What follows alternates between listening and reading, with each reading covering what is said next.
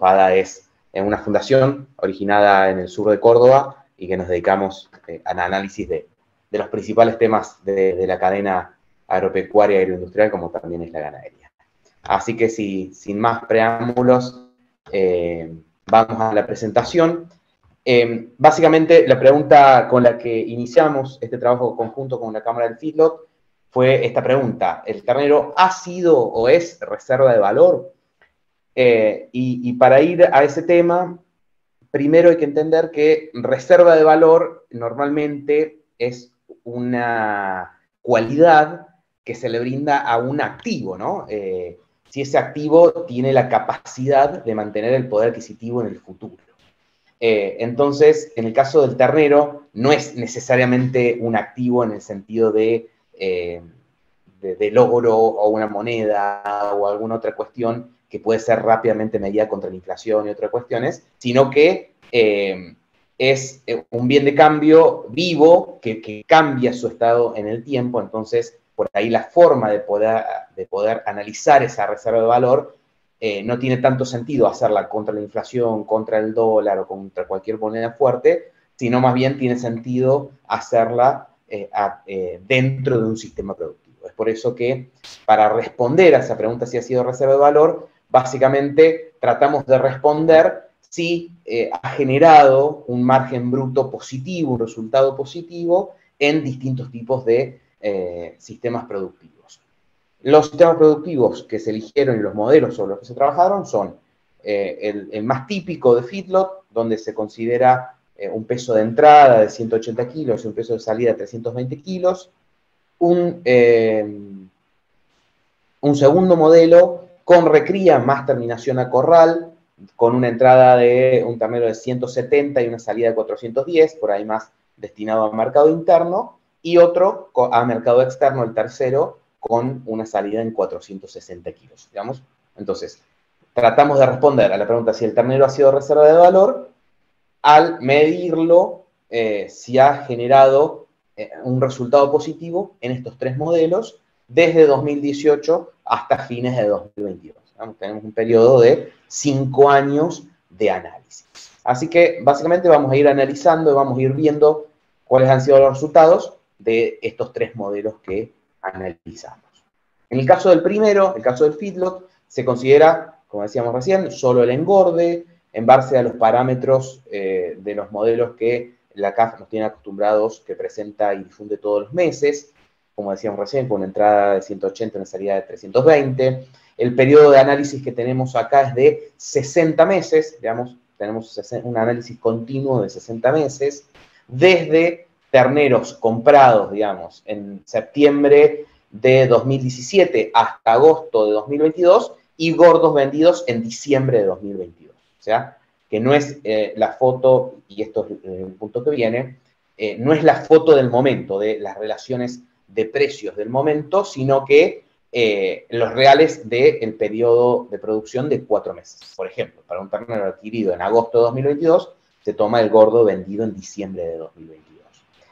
Y todo el modelo que se presenta y todo el análisis está ajustado por inflación, porque es la única forma de poder hoy en día hacer algún tipo de análisis, sobre todo histórico. Está todo absolutamente ajustado por inflación, en donde, por ejemplo, para comparar el precio de venta del gordo, se lo compara contra el ternero adquirido 4 meses antes, pero ajustado por inflación. Primero hacemos ese análisis y después le sumamos el costo financiero, como para tener una mirada más real de la ecuación, que ese costo financiero está estimado en base a la tasa de interés real, porque estamos calculando todo ajustado por inflación, tomando como referencia de tasa de interés la tasa efectiva anual de los adelantos en cuenta corriente, que podrían ser tranquilamente una de las principales formas de financiar el capital de trabajo, ¿no? Entonces, eso es lo que vamos a ver en esta primera etapa, y si quieren pasamos directamente a los resultados. Estos 60 meses que estábamos conversando recién, lo estamos viendo acá cuando dice septiembre de 2017, agosto de 2022, es el mes de compra, decíamos, de ese gordo se termina vendiendo 4 meses después.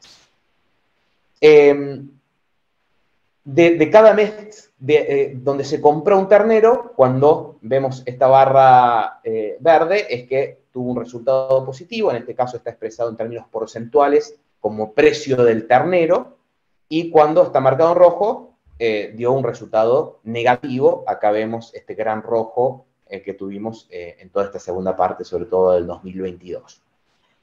De todo este resultado de análisis de 60 meses, da que bajo este criterio, que todavía no le pusimos costo financiero, el ternero terminó funcionando como reserva de valor 30 de los 60 meses y no funcionó como reserva de valor en 30 de los 60 meses. O sea que podemos, la respuesta no está respondido en esta etapa porque fue 30-30 el resultado que generó en el caso del feedlot.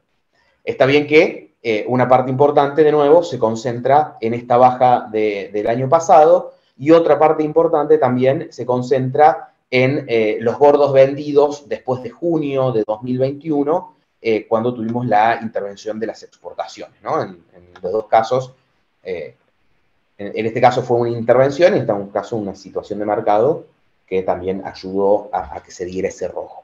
Pero entonces, la respuesta a la pregunta, ¿fue reserva de valor o no? En este primer análisis tenemos 30-30. Cuando analizamos a qué se debe de qué es consecuencia, lo primero que se nos viene a la mente es el precio constante del ternero, porque de ahí viene la pregunta. Y en realidad lo que vemos es que en esta última etapa, posterior a 2020, si lo miramos en precios constantes, es cuando tuvimos precios más altos del ternero. Pero los resultados del margen bruto no han tenido solo que ver con el precio real del ternero, porque de hecho estos meses que veíamos que dio los mayores rojos, teníamos precios del ternero muy por encima de los precios que teníamos previo a 2020. O sea que no es solo función, lo cual ya todos sabemos, pero es para ir hilvanando algunas ideas, no es solo función del precio del ternero, porque tuvimos positivos y negativos en momentos de precios altos y en momentos de precios bajos del ternero, si lo comparamos en estos 5 años. Acá se me rompió el color, pero bueno, mostraba un rojito y un verde. Después, si miramos el promedio de esos 60 meses que estamos viendo, vemos que, por ejemplo, los meses de abril, mayo, junio, julio, agosto, en promedio mostraron los mayores rojos y los mayores mínimos, de hecho vemos, y los resultados positivos se vieron principalmente en septiembre, octubre, noviembre, diciembre, enero, febrero. Es decir, 21 de los 30 meses que el resultado, el margen, fue negativo, 21 fue de estos meses, de marzo a agosto. O sea que los rojos se concentran en estos meses. De hecho, de los 5 años analizados, por ejemplo, los 5 junios dio negativo. David, te interrumpo un segundito. Sí. Por ahí para aclarar, porque se explicó en la primera diapositiva, pero quizás no en esta, referida a meses de compra, ¿no? Sí, bien, gracias por reforzarlo. Estamos hablando del mes que se compra el ternero.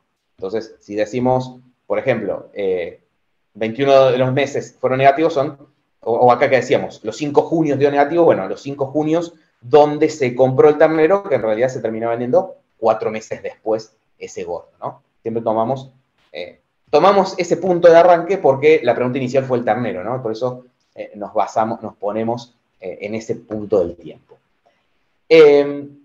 Cuando uno analiza generalmente el feedlot, una de las cosas que analiza son la estacionalidad, la zafra de terneros, donde tenemos la zafra de terneros principalmente con destino a campo, más situada en los meses de marzo, abril, mayo, junio, digamos, cuando sabemos que es la zafra, si bien el movimiento a feedlot es un poquito más estable durante todo el año, aunque sí tiene esa mayor copa en época de zafra. Y uno tiende a ver las relaciones de reposición ternero-novicito. Por lo tanto, en realidad, cuando uno mira la foto, tendería a pensar que los mejores meses deberían ser marzo, abril, mayo, junio, julio, que de hecho veíamos que en promedio fueron los peores meses. Entonces, estos resultados contrastan un poco con esa estacionalidad que uno tiene en mente.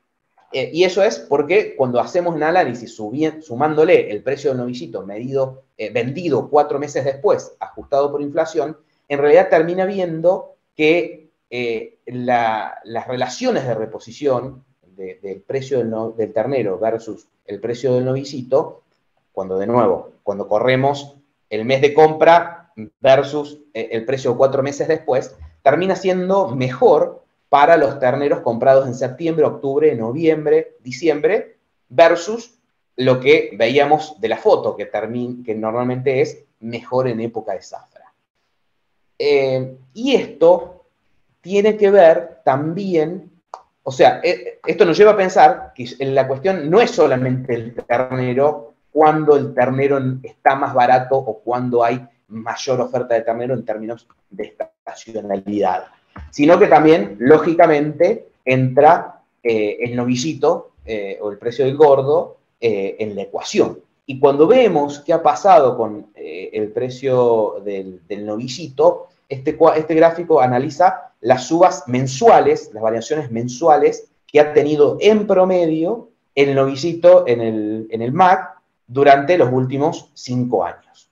Y vemos que gran parte, algo que ya sabemos, que la hacienda tiende a generar un poco más, tiende a reaccionar en precio un poco más en verano, pero bueno, cuando lo vemos en números, vemos que, por ejemplo, en los octubres de los últimos 5 años, en promedio, la hacienda subió, en términos nominales, 0%. Mientras que en los noviembres o en los diciembres, o incluso en los febreros, y eso que no está el de 2023, pero lo vimos muy claramente, la hacienda en promedio, en términos nominales, ha aumentado 8, 9, 11%, ¿no? Entonces, eso nos lleva a ver que esto que estamos viendo en esa estacionalidad del margen del feedlot no tiene necesariamente tanto que ver con el precio del ternero, sino también con el precio del novillito, lo que decíamos recién, que presenta las mayores subas en verano. Por eso es que los terneros comprados en estos meses del segundo semestre terminan generando el mejor margen, no porque fueron los terneros comprados más baratos, sino porque fueron los novillitos vendidos más caros.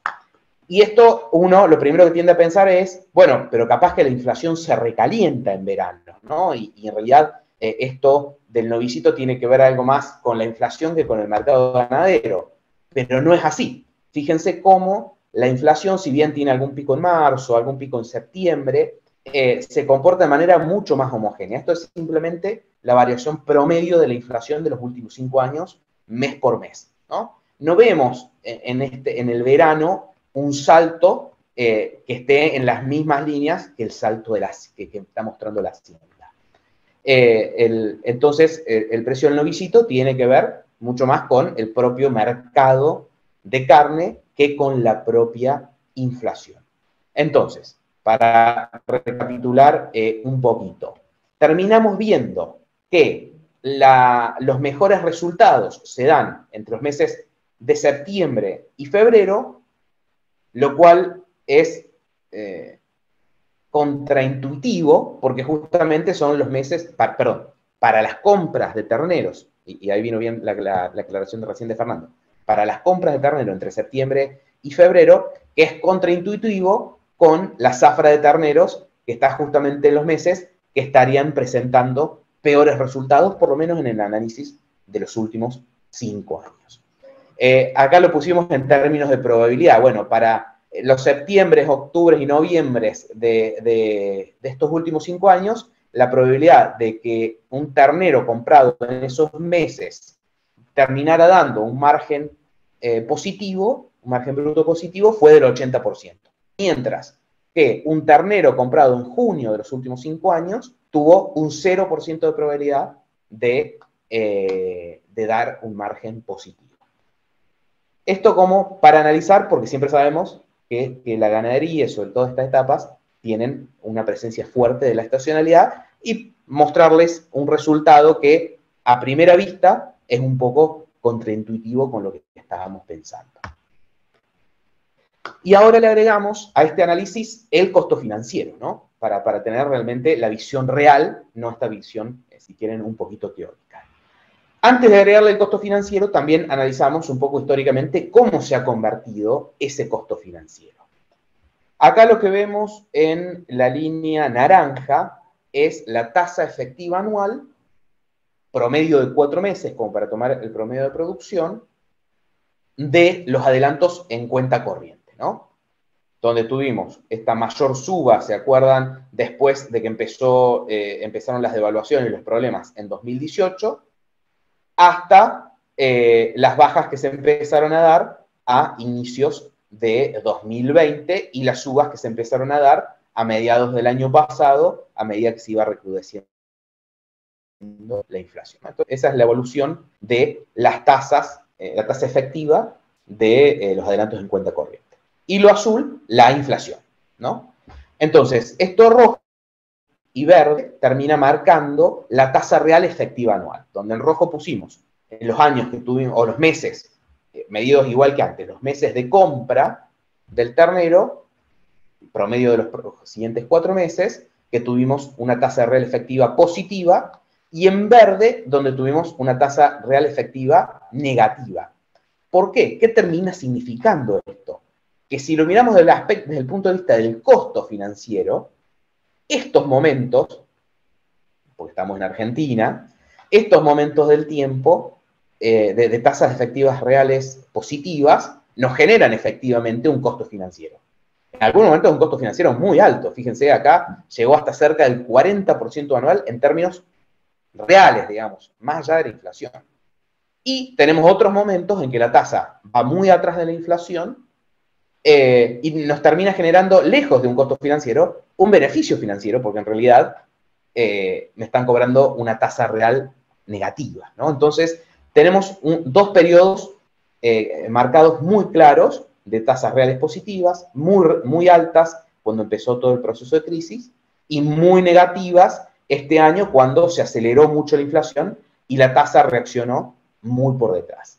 Y acá el último, que vemos ahí, ya vemos un primer rojo que nos deberíamos acostumbrar a ver estos próximos 2 a 3 años, donde las tasas reales en general deberían volver a estar positivas. Digamos, este periodo de tasas reales negativas, desde el análisis más económico que solemos hacer, es pasado y vamos a ver más tasas reales positivas. No sé si tan positivas como estos niveles, pero sí por encima del cero. Bien, soy economista, disculpen, a veces me gusta hablar de estos temas y me voy un poquito, pero ese es el análisis previo que hicimos a introducir este costo financiero, pero de nuevo, como hicimos todo ajustado por inflación, etcétera, terminamos incorporando el concepto de tasa real efectiva de interés. Cuando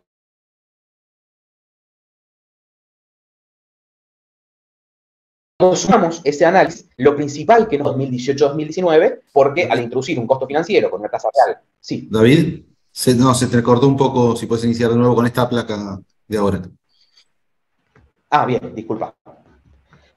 No, lo que decía es que en lo que cambia al introducir el costo financiero principalmente es que varios verdes se convierten en rojos, o sea, empezamos a tener varios márgenes negativos, sobre todo en el periodo 2018-2019 con las altas tasas de interés.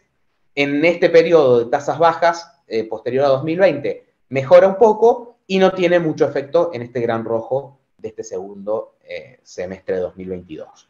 Entonces, cuando se introduce el costo financiero, terminamos teniendo un resultado donde 27 de los 60 meses en análisis nos muestra que el ternero ha servido como reserva de valor, en el sentido de que en el feedlot, bajo el modelo analizado, dio un resultado positivo. Mientras que no generó un margen positivo en 33 de esos meses.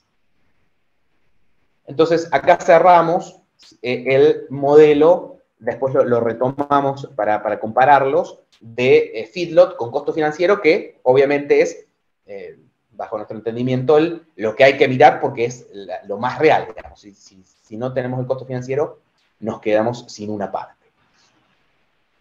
Vamos al modelo 2, que básicamente es recría más consumo. En este caso, como son periodos más largos, de hecho tomamos una entrada en marzo y una salida en abril del año siguiente, claramente no vamos a tener 60 datos, sino que vamos a tener 5 campañas. Estábamos tomando desde terneros comprados en marzo de 2018 hasta marzo de 2022, hasta gordos vendidos en abril de 2023. Ahí claramente hay una estimación. Al momento de cerrar este estudio a principios de este año, habíamos estimado un precio de venta de 500 pesos, ¿no? Como para ese último análisis, tomamos en ese momento esa estimación. También, en este caso, se ajustan todos los costos por inflación y el mismo ejemplo de antes. Al comparar el precio de venta del gordo, se lo compara con el ternero adquirido 12 meses antes, pero ajustado por inflación. Y también le sumamos, un poquito más adelante, el costo financiero y el costo de oportunidad de la tierra para también tener una visión completa de realmente del negocio. Cuando lo miramos sin el costo de oportunidad de la tierra y sin el costo financiero, vemos que en estos sistemas de recría solamente el último año es el que daba negativo, mientras que en los otros 4 meses ese ternero sí sirvió como reserva de valor porque generó un margen positivo. Sin embargo, cuando le introducimos el costo de la tierra medido acá lo tenemos, costo de la tierra medido en este modelo como un arrendamiento de 60 kilos de novillo por hectárea para un campo que tiene una carga de 2,3 cabezas por hectárea, ¿no? Consideramos que es lógico sumar el costo de la tierra porque en un sistema que tiene recría, la tierra se termina convirtiendo en una cuestión, en un elemento central del sistema productivo, ¿no? Entonces, cuando analizamos estos 5 ciclos productivos, sumándole de nuevo costo de tierra y costo financiero, solamente los periodos de 2020, 2021 y 21-22 son los que terminan generando un resultado positivo. También, un poco contraintuitivamente, parte de los momentos en que el ternero fuera más caro, ¿no? Acá dijimos, terneros comprados en marzo de 2020 y marzo de 2021, sobre todo de marzo de 2021, es uno de los terneros más caros de todo el periodo. Y eso es lo que nos lleva a pensar lo de antes también, pensarlo de la perspectiva del ternero y obviamente de la perspectiva del precio de venta. Pero, para resumir, en este segundo modelo de recría para mercado interno, para mercado de consumo, de los 5 periodos analizados, tenemos 3 negativos y 2 positivos. Este último negativo estimado, pero también influenciado por toda la baja de precios reales que tuvimos durante el último año. Cuando vamos a un modelo de exportación, que estamos hablando de 460 kilos de salida, entrada en marzo y salida en junio del año siguiente. Acá, de nuevo, comparamos terneros comprados de marzo de 2018 a marzo de 2022 hasta gordos vendidos en junio de 2023 con un precio estimado de 550 pesos. En este último caso, la estimación le puede errar. De nuevo, la cerramos a principio de año, pero como para tratar de cerrar un último dato y no quedarnos solamente con 4 ciclos y llegar a un quinto. Lo mismo que conversábamos recién, solamente es otro modelo para ver qué pasó con un orientado a la exportación. Un resultado muy parecido al anterior, cuando no se tiene en cuenta ni el costo de oportunidad de tierra ni el costo financiero, de 5 análisis, de 5 años analizados, 4 dan un margen positivo, 1 da un margen negativo. Cuando se introduce el costo de la tierra y el costo financiero, volvemos a tener 3 años positivos, 2 negativos, 1 casi en cero. Algo que referencié recién a que, un poco contraintuitivamente, estos dos años, estos 2 ciclos, habían sido los de terneros más caros y sin embargo fueron los de mejores resultados, también nos está influyendo el costo financiero que veíamos recién. En este periodo tuvimos beneficio financiero en lugar de costo financiero, ¿no? Entonces, es también lo que ayudó a que en estos momentos, incluso con terneros más caros, con una inflación jugando y un precio de la hacienda jugando por encima de la tasa de interés, haya también generado un resultado a favor. Creo que los puedo haber mareado un poco con números, voy a tratar de resumirles un poco las tres ideas que estuvimos viendo. En el caso del feedlot, en un análisis continuo de 60 meses que hicimos, terminamos concluyendo que 27 de esos 60 meses el ternero sirvió como reserva de valor, lo que podríamos decir, para ponerlo en términos relativos, un 45% de los últimos 5 años sirvió como reserva de valor, mientras que un 55% de las veces generó un margen bruto negativo, por lo tanto no podemos decir que funcionó como reserva de valor cuando se está considerando el costo financiero. Cuando se tiene en cuenta la estacionalidad, o se lo analiza desde la perspectiva de la estacionalidad, el ternero sirvió con mayor probabilidad como reserva de valor en los 6 meses que van de septiembre a febrero. Lo que decíamos recién es contraintuitivo desde la perspectiva de la zafra.